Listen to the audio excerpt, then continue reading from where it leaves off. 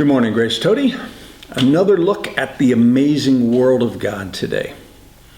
What I'm going to share with you is not proof that God exists. It is evidence that there is a creative, powerful intelligence behind the universe. And we humbly suggest that might be God.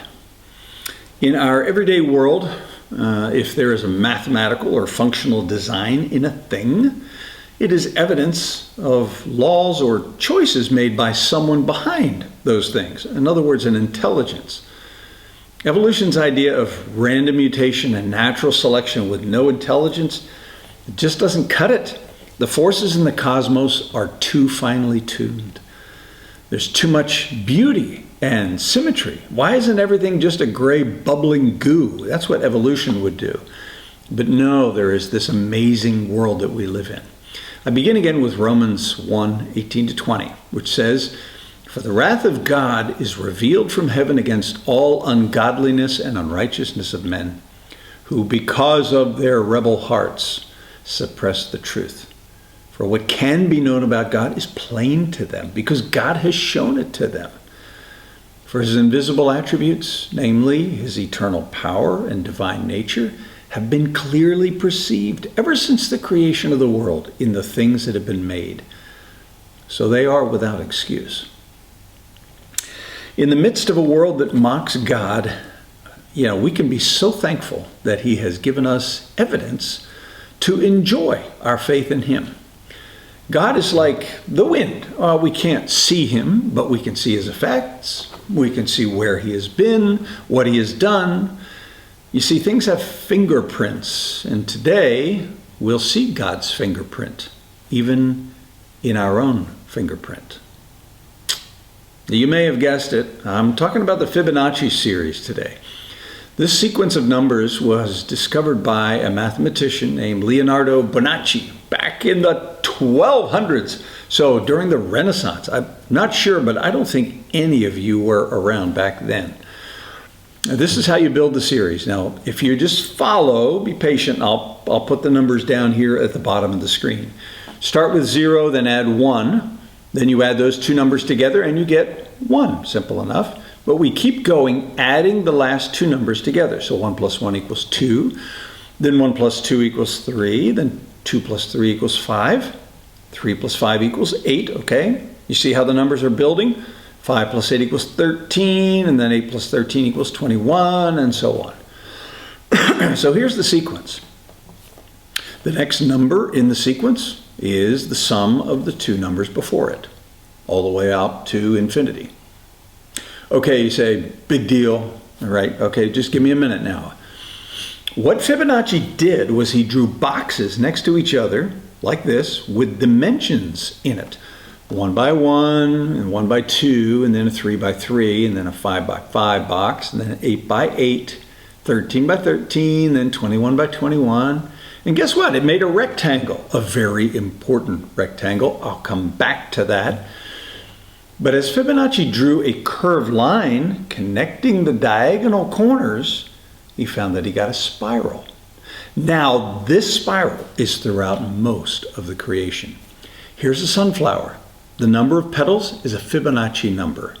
The center has 34 clockwise and 21 anti-clockwise spirals, both Fibonacci numbers. Look at the pineapple, and you'll see the same thing. 8 rows of scales slanting to the left and 13 rows slanting to the right, both numbers in the Fibonacci series. Keep going. The vegetable flowers like broccoli, cauliflower, and artichokes all have these spirals using the Fibonacci numbers. Same with the structure of a pine cone. The branching of trees in sets of 3 and 5, or 3 and 5 leaves on a stem, or 3 or 5 blades on a ceiling fan are the most effective at moving wind. All of this is Fibonacci numbers. Flowers have rows of petals in the Fibonacci pattern. We see this even when a flower has multiple layers of petals, like the zinnia here. Each layer increases the petal count by the next Fibonacci number. Ever wonder why you're so lucky to find a 4-leaf clover? It's just not Fibonacci, okay? We see the Fibonacci spiral in the uncurling fern. or the nautilus shell. In fact, Amanzimtoti, every wave curling to our shores rolls in the Fibonacci spiral. The vortex of a tornado, the spiral of a hurricane, the spiral of the Milky Way galaxy, but all the way down to the ears on your head, a tiny human embryo curled up in the womb, and yes, the human fingerprint, all have God's fingerprint. Now, aside from the spiral, the Fibonacci numbers pop up elsewhere, like in music. A scale is composed of 8 notes, of which the 3rd and the 5th notes create a basic foundation of all chords. Note too how on the piano keyboard, the scale going from C to the next C has 13 keys, 8 white keys, 5 black keys, split into groups of 3 and 2. Fibonacci's everywhere. And when it comes to beauty, hang on, remember this rectangle?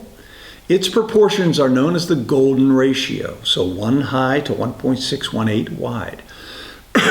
Architects say that a building like the Greek Parthenon here is considered more appealing to the eye if it has these dimensions. The dimensions of Noah's Ark in Genesis 6:15, the end of the much smaller Ark of the Covenant in Exodus 25:10 closely followed the golden ratio.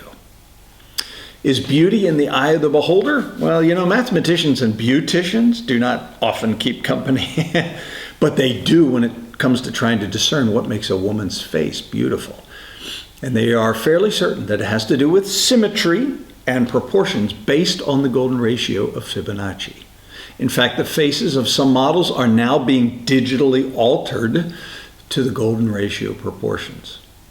Even our bodies have golden ratio proportions.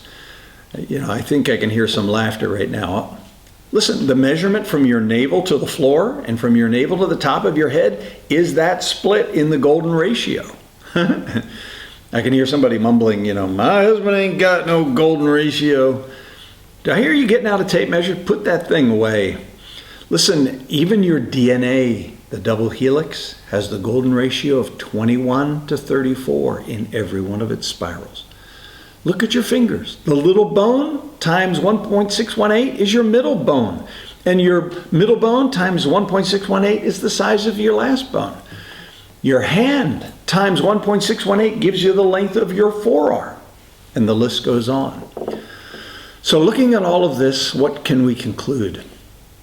The attributes of God are clearly seen in what he has made. The Fibonacci series clearly demonstrates his order, his organization, his creativity in developing a theme that weaves throughout the creation, his understanding of beauty, and his programming of the human mind to be able to see these things as beautiful. The spirals found throughout the cosmos, from galaxies down to your DNA, are his handiwork, and can be mapped with a simple yet profound sequence of numbers. God's fingerprint is in yours. So mankind is without excuse as it suppresses the truth about God, leaving the simple faith of a child who recognizes the obvious. They skeptically strain and rationalize and philosophize and criticize to squirm out of the plain conclusion. This is God's world. He made it. He made us. We belong to him. We are answerable to him. We will one day face him and answer for our thoughts and our words and our actions. It's an inconvenient truth, but perhaps by God's grace, they can learn how to see before it's too late. For those of you who are believers, this is not a God who made it all, set it in motion, and then stood back and never got involved. This is no deistic divine. No. As the Zulu sing, U Jehovah useduze, Jehovah is near. Infinite mind, trustworthy character, a self-sacrificing God who entered what he had made so that he could reconcile us to himself.